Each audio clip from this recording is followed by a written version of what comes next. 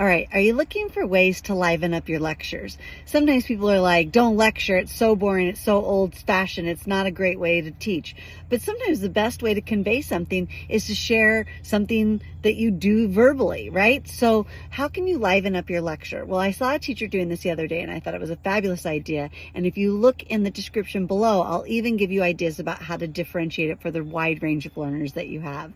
So the way to liven up the lecture was before you start the lecture on any topic, doesn't matter if it's a historical event, doesn't matter if it's something about a science fact, doesn't matter if it's something about a piece of literature.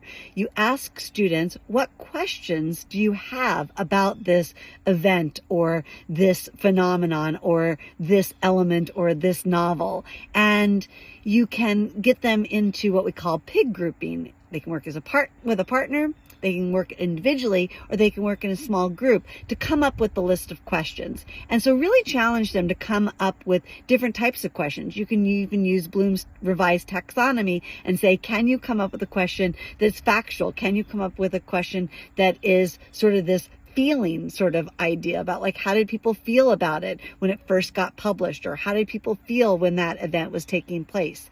So when you think about livening up your lecture, something that you can do to get students really involved before you even dive in is ask them what questions they have. And you can give all kinds of support and prompts and ideas about how many questions they come up with and who they work with or how they work to come up with those questions. And then again, check the description below and I'll give you even more ideas about how to differentiate that activity.